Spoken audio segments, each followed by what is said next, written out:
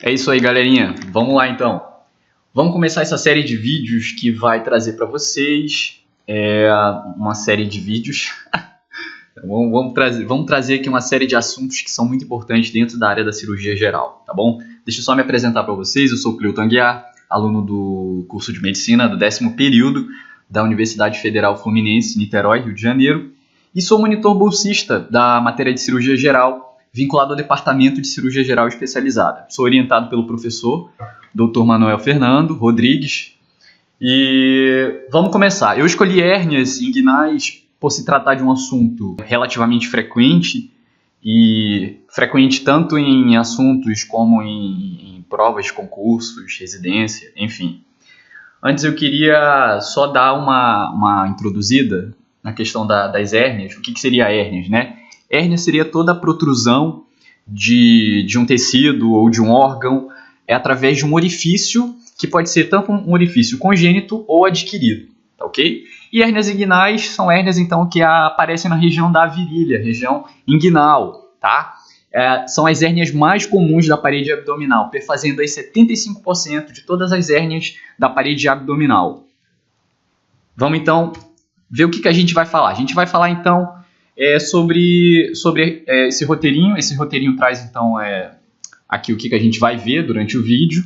E aí eu separei uma questão objetiva de anatomia para a gente discutir no começo, 2 casos clínicos, os principais diagnósticos diferenciais das hérnias, uma questão objetiva de epidêmio, que pega um pouquinho de uma pegadinha, que pega uma brincadeirinha, e as hérnias raras, que são raras, mas que de vez em quando aparecem aí nas provas de concurso, e de repente podem até aparecer na prova de vocês, galerinha do TCS. Vamos então começar com a questão de anatomia, tá? Ela diz assim: o triângulo de Hesselbach é formado por... Aí então a gente vai ter que lembrar, né? Vamos ter que voltar à anatomia, vamos ter que reviver os nossos tempos morfológicos e tentar lembrar aí. O que vocês acham? Lembrando que na letra A o ligamento de Cooper é o ligamento pectíneo. Na C ele chega a remeter ali lá um trígono, que é um outro trígono que a gente usa na região da vesícula biliar. Tá? É o trígono de calor, não tem nada a ver. Letra E, né? Então, ligamento inguinal ou ligamento de Poupart, os vasos epigástricos inferiores e a bainha do músculo reto do abdômen. Vamos só então tentar relembrar isso aqui. Eu peguei essa imagem do Netter mesmo, tá? É como se fosse a parede abdominal anterior vista de dentro. Então, eu fiz um corte coronal e vi essa imagem aqui. E aí vamos dar o zoom, a gente vai trabalhar só com essa região aqui, mais baixa, mais inferior, ali perto da bexiga, perto dos nossos ligamentos aqui umbilicais. Então aqui eu dei um zoom, e aqui então eu consigo analisar e ver, né, o nosso trígono de Hesselbach, o triângulo de Hesselbach, mais conhecido também como trígono inguinal. Então aqui a gente consegue ver o reto do abdômen, fazendo aqui o nosso limite superomedial, o limite superolateral aqui sendo feito pelos vasos epigástricos inferiores, que são originados aqui das suas correspondentes ilíacas externas, tá? Ou veia ou artéria. E aqui embaixo, inferiormente, o ligamento inguinal de Poupart, tá ok? É muito importante conhecer o trígono e saber ter ele em mente, porque além de ele cair como uma prova, né, de residência, uma própria prova mesmo, uma questão de anatomia dentro da prova de residência, como sempre vem, ele também pode fazer uma relação com a fisiopatogênese da hérnia direta, tá? Existem 2 tipos básicos de hérnia inguinal, a direta e a indireta. A direta ela vai estar relacionada justamente com esse trígono, e a indireta vai estar relacionada com o anel. Esse aqui, o anel inguinal profundo, tá bom? Lembrando que também os vasos epigástricos inferiores são usados como um parâmetro anatômico, tá? Alguns autores costumam colocar aqui uma hérnia está medial, né? A origem está medial aos vasos, e a outra está lateral, tá ok? Medial então seria a hérnia direta e lateral a hérnia indireta, beleza? Como colocado aqui do ladinho. Vamos então para o caso clínico. Então, gente, eu escolhi esse caso clínico por se tratar de um caso simples, relativamente simples, então a gente começa assim. Na prova de vocês podem esperar um caso mais ou menos nesse estilo, tá? Como vieram em provas passadas. Então, é um homem de 45 anos, ele é tabagista. Bom frisar esse tabagista e guardar, tá? vem sentindo um incômodo e uma pequena bola, tá? Que é o que ele relata, que aparece e some sozinha. Então aparece e volta sozinha, uma bola que vai e vem. E em região inguinal, hein? Inguinal que é o mais importante, direita a 2 meses. Relata que passou a observar o aparecimento dos sintomas logo depois que passou a frequentar a academia. Então é um outro fator que a gente tem que guardar, hein? Academia, esforços físicos. Nega cirurgias prévias e outros sintomas. Então ele basicamente é um cara que só tem esse problema na virilha e ele é rígido, né? Não tem uma comorbidade que faça muita diferença. Você o examina e chega à conclusão de que se trata de uma hérnia inguinal direta. Então você chega a essa conclusão, a esse diagnóstico. Vamos lá para as perguntas. Qual foi então a propedêutica utilizada? Qual a classificação segundo NIROS e qual a técnica operatória mais indicada para esse paciente? Então vamos responder essas 3 perguntas a seguir. Vamos lá? Então, galera, a propedêutica que a gente vai utilizar, basicamente, para a maioria das hérnias, com certeza vai ser o exame clínico, tá? O que é o exame clínico? Vai ser a anamnese e o exame físico.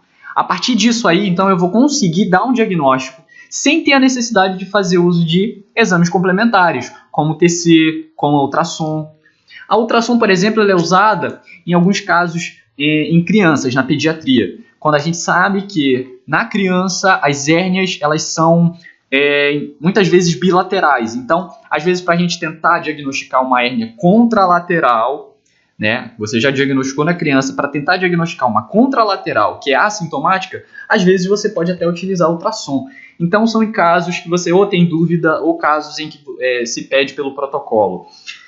Enfim, a história nesse caso do paciente, ele traz pra gente uma história de uma bola que aparece, que vai e some, né, na região, ela pode vir com dor ou não, ela pode sumir e aparecer, como nesse caso, ela pode ficar ali abaulada, né, e no exame, né, ainda no exame clínico, a gente tem também alguns fatores que podem estar relacionados, como nesse caso o tabagismo, né, o paciente pode tossir, com a tosse ele aumenta mais ainda a pressão intraabdominal.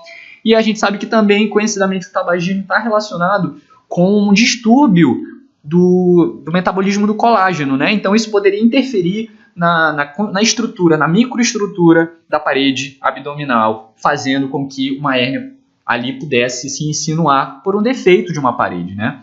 E os esforços físicos, no caso relacionando a academia desse paciente, ele começou a fazer academia, então ele pode começar a fazer aí levantamento de peso, ele pode então fazer com que aumente a pressão intraabdominal, tá bom?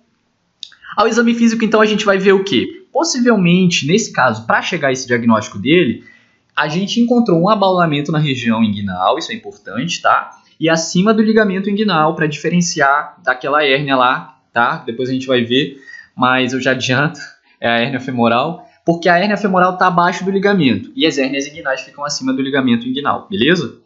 E a manobra de Valsalva ou qualquer outra manobra semiológica que vai aumentar a pressão intraabdominal, tá? Então, na manobra de Valsalva, a gente pede para o paciente, então, fazer a expiração forçada contra o dorso da mão ou qualquer outra manobra. Ele pode fazer uma flexão dos membros inferiores, pode fazer uma flexão do tronco, isso deitado na maca, né? É sempre interessante fazer o exame do paciente deitado e em pé, tá? E a manobra do choque-dedo, que é uma manobra semiológica que a gente vai tentar introduzir, a gente introduz pelo escroto, no caso do homem, e da mulher no lábio maior, a gente entra com o dedo indicador pelo anel inguinal superficial até tentar cair dentro do canal inguinal, tá bom? E a protrusão herniária, nesse caso, provavelmente ela bateu o quê? Na lateral do dedo, tá? Na lateral, por se tratar de uma hérnia direta. Porque a hérnia direta, ela cai ali no trígono de Hasselbalch, então ela cai nas costas, ela cai ali na parede posterior do canal inguinal, diferente de uma hérnia indireta, né? Lembrando que a hérnia indireta entra pelo anel inguinal profundo e ela vai cair dentro do funículo espermático. Quando ela vai dentro do funículo, ela bate na ponta do dedo, tá? Na ponta do dedo, diferente da hérnia direta, que bate na lateral do dedo. Vocês vão poder ver isso em provas também, tá? Em provas de residência, por aí, eles gostam de colocar essa manobra do choque-dedo, também conhecida como manobra de Andrews. E a manobra, então, de Landivar, que se mostrou positiva. Vamos tentar descobrir por que ela se mostrou positiva. Então, a manobra de Landivar é isso, é tentar localizar o paciente em pé. Você tenta localizar na virilha, ali na região inguinal, o anel inguinal profundo, tá bom? Você primeiro tenta, se a hérnia estiver ali abaulada, você tenta colocar ela para dentro, então você tenta reduzir ela, reduz a hérnia, coloca ela lá dentro do abdômen e começa a fazer uma manobra, o quê? Localizando a topografia superficial do anel inguinal, que fica ali um pouquinho na região média do ligamento inguinal, né? A gente diz assim, 1 centímetro acima dessa região média, tá? Não precisa ir muito lá para a crista ilíaca, nem muito aqui para o tubérculo púbico, fica na região média. Então você comprime ali com 1 ou 2 dedos, e a partir disso, então, você vai pedir para o paciente fazer a manobra de Valsalva. Então, fazendo a manobra de Valsalva, para ser direta, uma hérnia direta, você espera o quê? Para positivar, né? Você espera justamente que essa manobra positive numa hérnia direta. Por quê? Porque se eu estou fazendo a compressão do anel inguinal profundo, vocês não concordam comigo que o anel inguinal profundo não tem nada a ver com a fisiopatogênese dessa hérnia direta? Então, se você comprime o anel e mesmo assim a hérnia aparece, quer dizer que essa hérnia não tem nada a ver com o anel. Ela tem a ver com o trígono de Hasselbalch que está medial ali. Então é por isso que essa hérnia se positiva nessa manobra. Agora, se fosse uma hérnia indireta, aí não, aí já seria o contrário. Eu estou ali pressionando o anel profundo, que é o local de nascimento da minha hérnia indireta. Se eu pressiono, quer dizer que eu estou impedindo a saída dessa hérnia para a região inguinoescrotal. Então, se eu pressiono e ela não dá, né, positivo, uma resposta positiva, possivelmente essa hérnia será uma hérnia indireta. Ok? Então, nesse caso, ela se mostrou positiva, foi porque eu fiz a manobra e aí ela se apresentou. Então, ela era uma hérnia direta, tá bom? Essa foi Landiva. Vamos para a segunda pergunta que fala, qual é a classificação de Nirrus? Bom, a classificação de Nirrus é uma hérnia direta, então é uma 3A, beleza? Então, para quem se esqueceu, vamos tentar revisar essa classificação, porque ela é muito importante, com certeza pode cair também, tá? É a classificação que a gente mais usa, tem a de Gilbert, mas a Gilbert não é tão usada assim, a gente usa mais a Nirrus na prática. Até, na prática nem tanto, mas em questões de prova, ela geralmente cai, tá bom? Então aqui o nosso professor Nirrus, tudo bom, professor? Com todo o teu respeito, vamos aqui classificar. Então vamos classificar aqui, para cima, aqui na 1 e 2, a gente tem basicamente as hérnias sem defeito de parede posterior do canal inguinal, tá bom? Na 3, a gente tem as hérnias com defeito de parede, tá? Posterior. Na 4, são hérnias à parte, são hérnias recidivadas, tá bom? A gente não relaciona muito com a parede aí, não. Mas vamos lá, 1 e 2. Na classificação 1, então, a gente tem uma hérnia inguinal indireta, só que essa hérnia tem um anel inguinal profundo normal, tá? Até 2 centímetros de diâmetro. Elas são típicas das crianças, guardem isso no coração. A hérnia tipo 2, ela é uma hérnia indireta, só que aqui ela tem um canal, ela tem o anel, na verdade, o anel dilatado, o anel alargado, tá? Com mais de 2 centímetros. Tipo 3, a gente vai ter o quê? A com defeito de parede. Aqui a gente não tinha defeito 1 e 2, agora na 3 a gente já tem. A 3 tipo A é uma hérnia direta, tá? É uma hérnia só direta, ela sai ali pelo trígono de Hasselbalch e ela tem um defeito de parede justamente por isso. É uma hérnia direta simplesmente.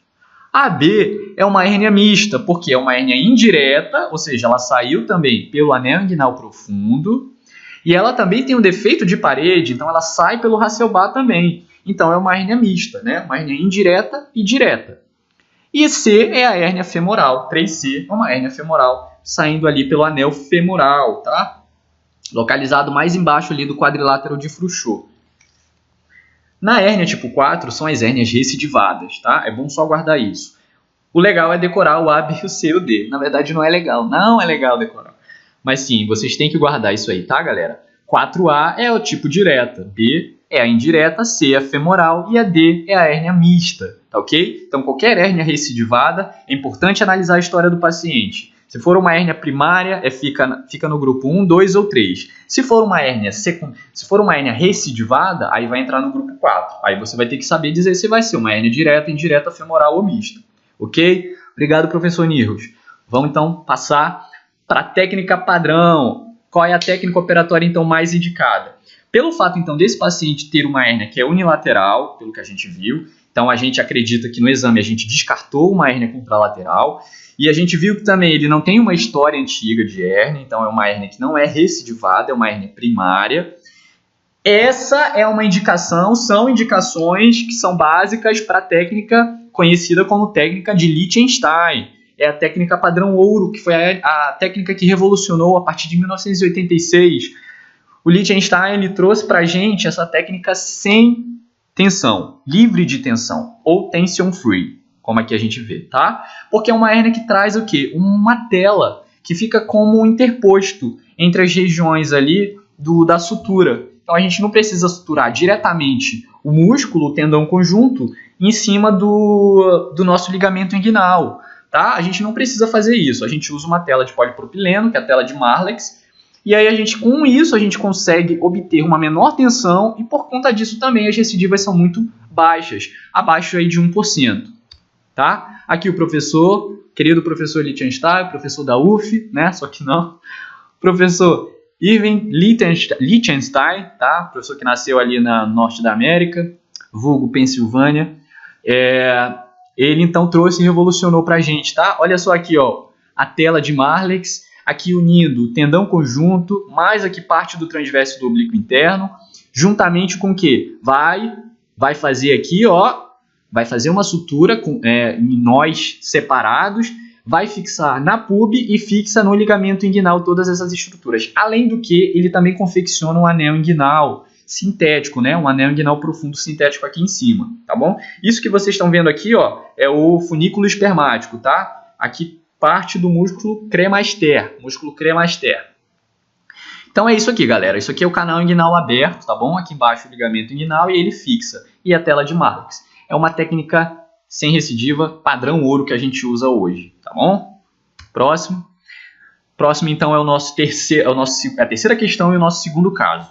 Agora é um caso um pouquinho diferente, tá? É um paciente que chega, ele tem 65 anos, é um homem, e ele já tem uma história de hérnia inguinal indireta, em lado direito. E isso foi tratado cirurgicamente há 10 anos com a técnica de Bassini. Para quem não lembra, a técnica de Bassini é uma técnica bem rudimentar, tá? Ela é simplesmente uma técnica que o cirurgião ele vai suturar o tendão conjunto, vai pegar aqueles músculos ali de cima, o transverso oblíquo, e vai suturar diretamente no ligamento inguinal, sem uso de tela, tá? Ela não é tension free. Por isso que são técnicas rudimentares, porque são técnicas que forçam, fazem tensão e tem uma recidiva relativamente grande, tá ok? Ele então vem ao seu consultório com o mesmo relato sintomatológico. Então a gente já mais ou menos espera, né? Pô, uma técnica que dá muita recidiva, ele volta, ele vem com relato sintomatológico igual dos 10 anos atrás, e ele nega comorbidade e relata história de cirurgia para um tratamento de HPB há 5 anos. Então, no meio disso tudo, ele fez uma cirurgia para HPB. Você o examina e verifica que a hérnia, então, recidivou. Justamente foi o nosso raciocínio, né, inicial. Qual seria, então, a técnica cirúrgica mais indicada? Aponte um possível fator de risco relatado na história prévia dele, ligado à recidiva desse quadro. Tá? Então, são duas perguntinhas só. Qual é a técnica que a gente vai utilizar e qual, então, é o nosso fator aí que vai estar ligado? O nosso professor Estopar, aqui olhando para nós com esse pequeno óculos, nós vamos, então, falar qual é a técnica mais utilizada. Qual é, professor? É a própria técnica dele, de Estopar ou Estopar.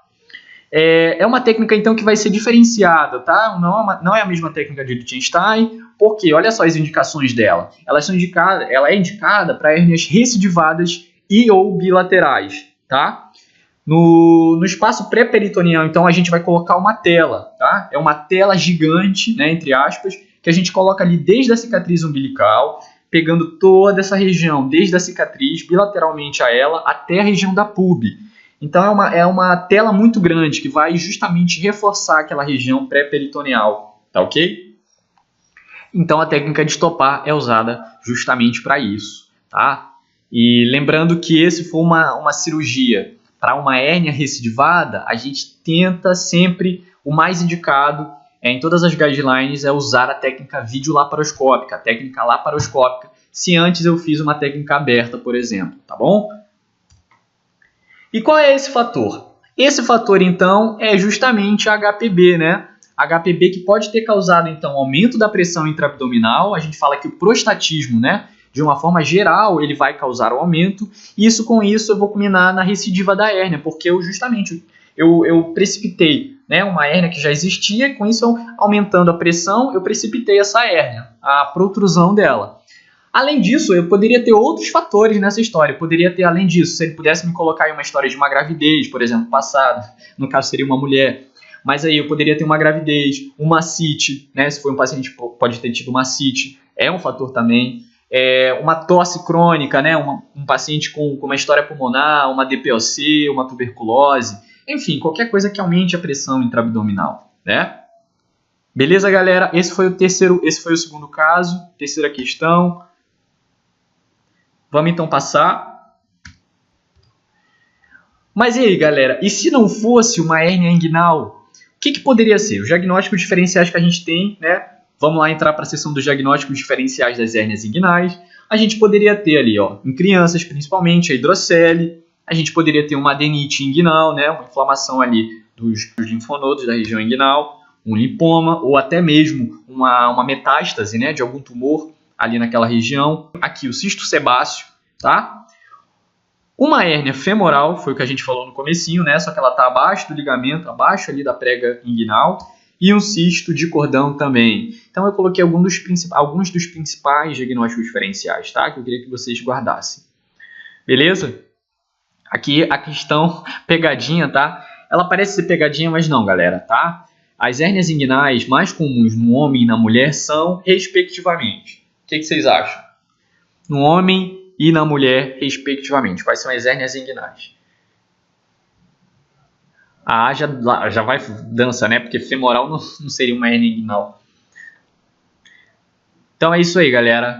As hérnias indireta e indireta, elas são as mais comuns no homem e na mulher, tá? O que poderia causar um efeito de confusão seria a hérnia femoral, que a hérnia femoral ela é mais comum na mulher, nas mulheres, tá? Mas nas mulheres as hérnias mais comuns são as inguinais indiretas, tá ok?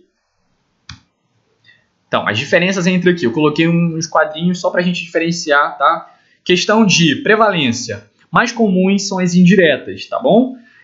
As indiretas são as típicas das crianças e as diretas são típicas de adultos e idosos. Só lembrando que as indiretas estão mais relacionadas com uma fisiopatogênese congênita, né? É o conduto peritônio vaginal que aí fica patente e aí a gente vai ter a hérnia indireta, tá? Saindo pelo anel inguinal indireto, profundo, na verdade.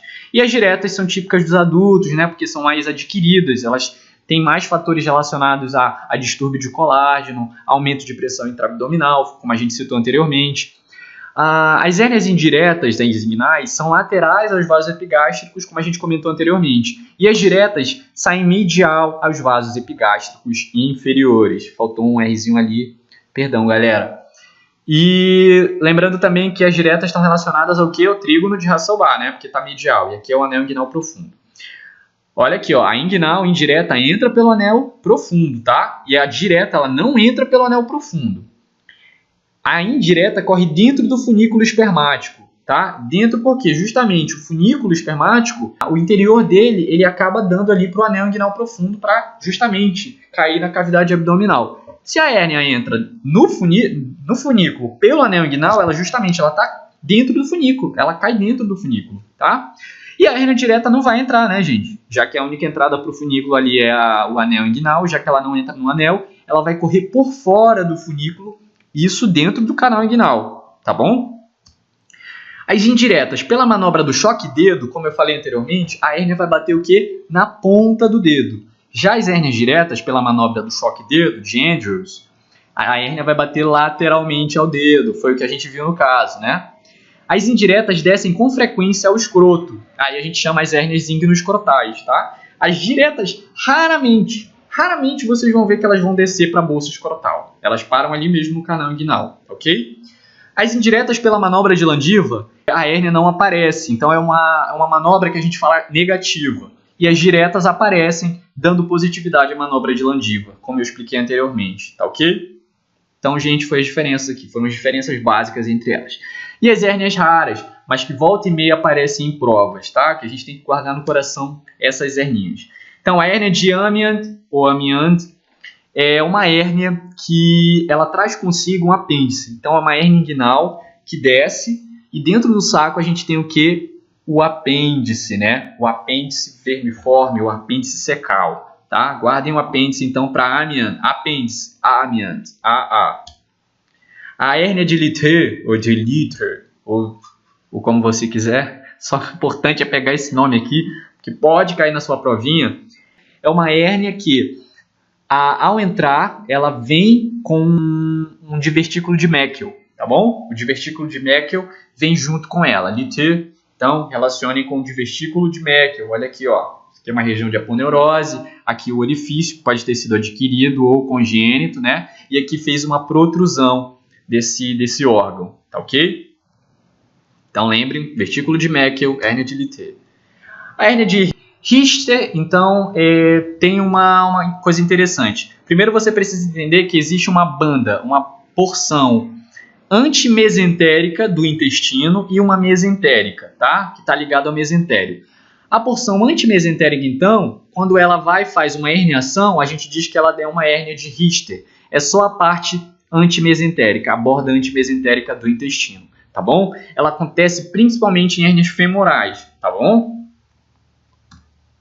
A hérnia de Spiegel, que é uma hérnia que acontece ali na região de Spiegel, né, ali perto da linha semilunar, entre a borda medial, do reto, tá? A borda lateral, perdão, do reto, e a região da linha semilunar, tá ok?